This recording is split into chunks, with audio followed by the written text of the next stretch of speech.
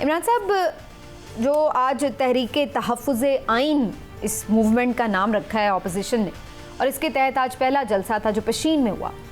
पहले तो आपके ख़्याल से जो पशीन का इंतखाब था उसकी क्या वजह नज़र आती है आपको, और फिर उसके बाद एक आगाज़ के तौर पर क्या आप समझते हैं कि एक इम्प्रेसिव जलसा था ये? बिस्मिल्लाहिर्रहमानिर्रहीम। समीना, पहली बात तो ये है कि पशीन का इंतखाब जो है वो इसलिए किया गया है कि PTI शायद ख़ुद भी ये समझती है कि वो अगर किसी बड़े शहर में, बड़े सूबे में ये करते तो शायद उस तरह से क्राउड इकट्ठा ना कर सकते, और वहाँ पे क्योंकि उनके साथ जो जमातें हैं वो पख्तून जमातें हों या बलोच जमातें, तो उनका ख्याल था कि कौम परस्त जो हैं वो इकट्ठा कर लेंगे। लेकिन अनफॉर्चुनेटली कोई इम्प्रेसिव आज क्राउड उस तरह से नहीं था, ना ही कोई ऐसा कोई वाज़े या बड़ा तासुर जो है वो कायम करने में अपोजिशन कामयाब हुई है। और जैसे मैंने कल भी प्रोग्राम में जब हम बात कर रहे थे तो कहा था कि ये डिपेंड करता है कि क्या मोमेंटम बनता है, और मेरी ज़ाती राय ये थी कि कोई ख़ास मोमेंटम बन नहीं सकेगा। तो मैं आज भी इस जलसे के बाद ये समझता हूँ कि अभी बज़ाहिर ऐसा नहीं महसूस होता कि कोई उस तरह का मोमेंटम बन सके कि जिसमें हम ये कह सकें कि बड़ी को कामयाब आगाज़ है। अलबत्ता ये ज़रूर है कि मकासद हासिल करने के लिए अपने जो उन्होंने ये कहा है उसमें हो सकता है आहिस्ता आहिस्ता कोई ऐसा मोमेंटम बन जाए, फौरी तौर पे ऐसा नहीं। दूसरी बात ये कि इन्होंने आइन तहफ़्फ़ुज़ तहरीक इसका नाम तो रख दिया, लेकिन ख़ुद भी वो शायद इस बात पर मुत्तफ़िक नहीं है कि इस तहरीक का या इन जलसों का मकसद क्या है। एक रहनुमा जो हैं वो ये कह रहे हैं कि ये 6 जमाती इत्तेहाद जो है वो इंतखाबी नताइज के ख़िलाफ़ है। दूसरे रहनुमा ने उसी प्लेटफार्म पे आके कहा कि ये आइन की बालादस्ती के लिए ये तहरीक है।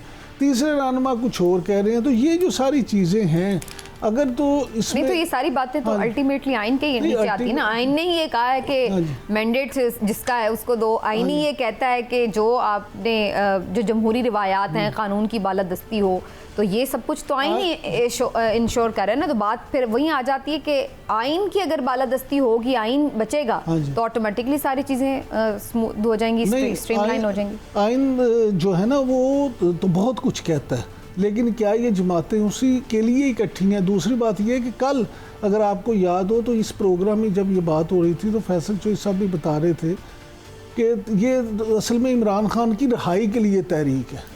तो आइन तो नहीं है ना कहता कि इमरान खान की रिहाई का, तो आइन में कहीं जिक्र नहीं है। मामला ये है कि आइन देखिए कानून की बालादस्ती का कहता है ना, जब वो होगी तो वो खुद ही कानून की बालादस्ती। तो फिर ये है कि इंसाफ हो, जो लोग हैं मुजरिम या वो मुजरिम साबित हो मुलजिम से, या वो उनको इंसाफ मिले वो घर चले जाएं। आइन किसी एक बंदे को बुनियाद बना के कुछ नहीं कहता। आइन तो ये कहता है कि इंसाफ के तकाजे पूरे हों और इंसाफ हो ना बल्कि होता हुआ नजर भी आए। तो यहाँ पे ये जो सारी चीज़ें हैं ना, अभी मुख्तलिफ इस तहरीक में मुझे बीइंग अ फॉरवर्ड पॉलिटिक्स तज़ादात और इबहाम नज़र आते हैं। अलबत्ता हो सकता है वक्त के साथ वो ठीक हो जाए और ये मोमेंटम एक बन जाए। पहले दिन ही कोई तहरीक उस तरह से बन नहीं सकती, उसमें वक्त लगता है। लेकिन आज जिसको आप ये कि बहुत इम्प्रेसिव शो था और उसने आते ही धमाका कर दिया और ये कर दिया वो कर दिया, वो उस तरह से। लेकिन इमरान साहब, यहाँ पर अब सवाल ये भी पैदा होता है कि ये जलसे जुलूस अगर ये कर भी रहे हैं, अगेन वही बात है कि आज जो तकारीर भी हुई हैं, महमूद खान अचकज़ई साहब की बड़ी सख्त तकरीर थी और बड़े उन्होंने सीधी बातें की हैं और ऐसी बातें भी की हैं जो शायद आप जो डिबेटेबल भी हैं। आपको क्या नज़र आ रहा है कि ये इनकी जो एक नज़रियाती एक फ़िक्री इख्तिलाफ भी होता है मुख्तलिफ जमातों का, क्या PTI और महमूद खान अचकज़ई हों, अख्तर मेंगल हों, नज़रियाती तौर पर ये एक साथ चल सकते हैं ज़्यादा देर? देखिए समीना, पहली बात ये है कि अख्तर मेंगल साहब हों या महमूद खान अचकज़ई साहब, रियासत का एक फ़र्ज़ होता है कि रियासत जो होगी, जो कहते हैं ना रियासत होगी माँ की जैसे, उसका ये फ़र्ज़ होता है कि वो अपने तमाम जितने स्टेक होल्डर्स हैं, ना सिर्फ ये कि उनकी सख्त से सख्त बात सुने, बल्कि उनके जितने जायज़ इश्यूज़ हैं उनको हल करने के लिए, उनके तहफ़्फ़ुज़ात दूर करने के लिए भी ना सिर्फ कोशिश की जाए बल्कि सिर्फ बातें ना की जाए, अमली इक़दामात किए जाए और मामलात को बेहतर किया जाए। पहली बात तो ये। दूसरी बात ये कि ये देखें आप, माजी में भी हुआ कि मुख्तलिफ इमरान खान साहब का मुख्तलिफ इन लोगों के साथ इत्तेहाद भी हुआ, लेकिन वो ज़्यादा देर चल नहीं सके। उसके बाद फिर टूट गया, फिर ये PDM के साथ मिल गए, फिर अब इनके साथ आ गए। तो ये जो कौम परस्त जमातें हैं आम तौर पे बड़ा एक ये अलमिया है, अगरचे ये बड़ा मजबूत स्टांस रखते हैं, बड़ी बातें सख्त करते हैं, लेकिन आम तौर पे ये किसी के साथ ज़्यादा अरसा चल नहीं सकते। या आप यूँ कह लें कि मुख्तलिफ जो कौमी दायरे की जमातें हैं उनके और उनके नज़रियात में बुनियादी फ़र्क इतना ऐसा होता तो नहीं है कि ये बड़ी जमातें ने यूज कर लेती हैं बड़ी मकासद के लिए। बिल्कुल बिल्कुल। पीडीएम ने भी मौलाना साहब को सदारत दे दी थी अपने इत्तेहाद की, उसके बाद हमने देखा खुद उन्होंने दोबारा। अच्छा देखें, पीडीएम मौलाना साहब की जो जमात है ना, उसका इन जमातों से फ़र्क है।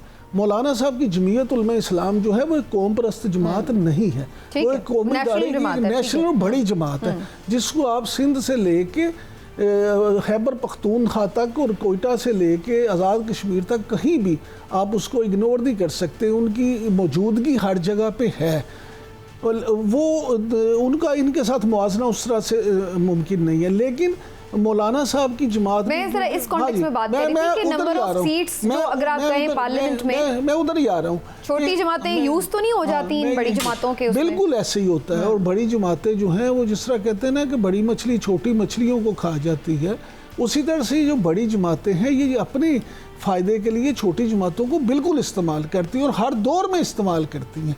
ये वक्ती तौर पे अपने उसको बढ़ाने के लिए, अपने फ़ायदे के लिए उनको शामिल करते हैं और बाद में जब इनके अपने मकासद हल हो जाते हैं तो फिर छोटी जमातों को भूल जाते हैं। मुझे आज तक 75 साल तारीख में कोई एक बड़ी सियासी जमात बता दें, वो पीपल्स पार्टी हो, मुस्लिम लीग नून हो, वो PTI हो, जिसने अपना मकसद पूरा हुआ तो कहा नहीं अभी रुक जाओ जी, पहले मेरे साथ ये जमातें थी, इनके भी इशू हल होने चाहिए। कभी नहीं आपको नजर आएगा। हमेशा ये होगा कि जैसे ही उनके अपने मुतालबात पूरे होंगे वो अल्लाह अल्लाह खैर सल्ला जी, वो बेचारे फिर पीछे देखते रह जाते हैं।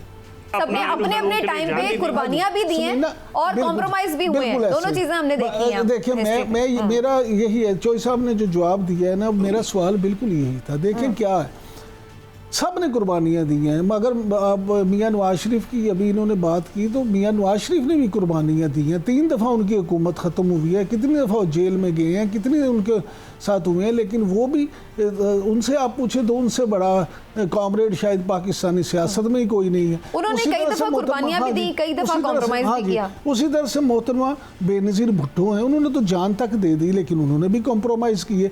जरदारी साहब ने पाकिस्तान खपे का नारा लगाया और उस वक्त लगाया जब बड़ी ज़रूरत थी, लेकिन कंप्रोमाइज़ भी किए। इमरान खान साहब खुद इतने कंप्रोमाइज़ किए उन्होंने, और अब इस वक्त उनका वो स्ट्रगल का दौर है और फिर वो कंप्रोमाइज़ करके आ जाएंगे। अच्छा, ये मियाँ साहब की आपने बात की है, मियाँ साहब से जुड़ी बड़ी आम खबर है, अब ये कॉम्प्रोमाइज़ है या ये दोबारा कोई जिद्दोजहद और नई कुर्बानी का आगाज़ है? कि मियाँ साहब जो ख़त लेकर जा रहे हैं, कि ख़त जो जजेस का है उसमें फ़रीक बनने जा रहे हैं, उसका क्या पर्पस है? समीना, हमारे वाकफ़ान आल जो हैं वो ये कहते हैं कि मियाँ साहब ने इस बारे में अपने चंद सीनियर लोगों से जो है वो डिस्कशन की है, मशवरा किया, और उनमें कानूनी माहिरीन भी शामिल हैं। एक उनका ये कहना है कि देखिए आज इन जजों ने जो ख़त लिखा है, असल में मियाँ नवाज शरीफ ये कहते हैं कि उनके मौक़िफ़ की तायीद है। अच्छा। मियाँ नवाज शरीफ कहते हैं कि पानामा केसेस में और जिस तरह से उनकी हुकूमत को ख़त्म किया गया और जिस तरह से उनकी हुकूमत को ख़त्म करके उन जुडिशल एक्टिविज़म के ज़रिए से उनको सज़ाएं सुनाई दी, तो ये आज जो मामला है तो वो कहते हैं जी मैं तो उस वक्त कहता था कि जजों पे दबाव है और जजों पे ज़बरदस्ती मेरे खिलाफ ये मामलात करवाए जा रहे हैं, लिहाजा आज यानी वो इन जजेस की सपोर्ट में जा रहे हैं, इस सपोर्ट में जा रहे हैं। वो ये कह रहे हैं कि ये जज साहिबान जो 6 जज साहिबान हैं आज इन्होंने जो कहा है ये ठीक कह रहे हैं, लेकिन वो भी ठीक कह रहे थे। यानी मियाँ नवाज शरीफ का ये कहना है कि मैं भी उस वक्त ठीक कह रहा था, लिहाजा वो ये फरीक बनने जा रहे हैं कि सिर्फ ये तहकीकात ना की जाए बल्कि उस वक्त मेरे मामले को वहाँ से शुरू किया जाए और जजों पे वो जो जज साहबान थे उनको भी बुला के उनसे भी पूछा जाए कि आप पे क्या दबाव था, आपने किस दबाव में हमारे फैसले। राइट मियाँ साहब, जो बात अभी चौधरी साहब कह रहे हैं, शुरू में हमने देखा कि जब मियाँ साहब लंदन में थे तो उस वक्त तो वो बड़ा खुल के जो साबिक अस्करी क़यादत थी उसके ऊपर तनकीद भी करते थे, उनके नाम भी लेते थे और ये भी कहते थे कि कार्रवाई होनी चाहिए। लेकिन फिर जब 21 अक्टूबर को वो आए तब तो उन्होंने ऐलान कर दिया था कि मैंने तो सब कुछ ख़त्म कर दिया, माफ़ कर दिया, कोई इंतकाम। अब उन्हें दोबारा क्यों ये एकदम याद आ गया कि उनके साथ ज़्यादती हुई? अच्छा समीना, इंतकाम और हक़ाइक़ को सामने लाना दो डिफरेंट चीज़ें हैं। वो ये तो नहीं कह रहे कि उनसे इंतकाम लिया जाए, वो तो मियाँ नवाज शरीफ का तो इस वक्त ये है मामला, जो वो अपने लोगों के साथ जो मशवरा कर रहे हैं, उनका मानना ये है कि वो हक़ाइक़ सामने लाए जाएँ।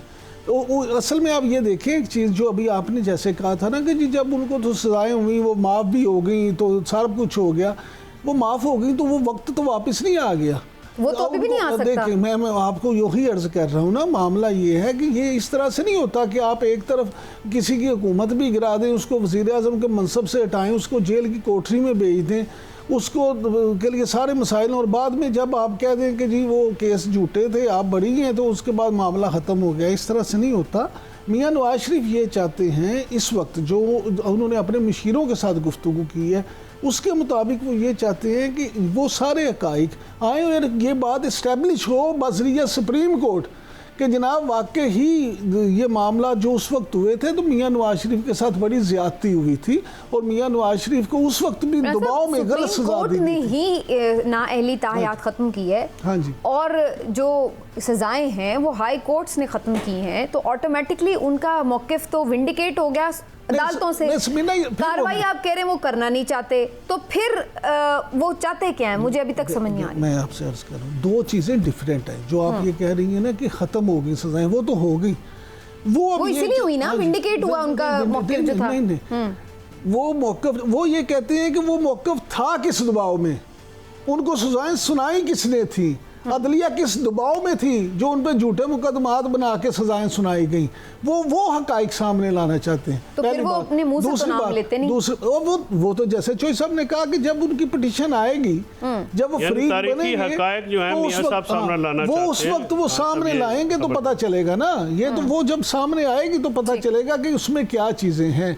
अब वो ये आएंगी, बड़ा धमाका भी हो सकता है। ये अपने भाई की वफाक में हुकूमत है, पंजाब में बेटी वज़ीर आला है, तो एक तरफ वो दो उनकी हुकूमतें हैं उसकी, और दूसरी तरफ अगर वो ऐसा कोई काम करते हैं तो मुशर्रफ साहब के ख़िलाफ़ भी उन्होंने कार्रवाई का एक दफ़ा कोशिश की थी इमरान साहब, और फिर उसके बाद ही हमने देखा था कि उनके ख़िलाफ़ मामलात काफ़ी तेज़ी से ख़राब होना शुरू हुए थे।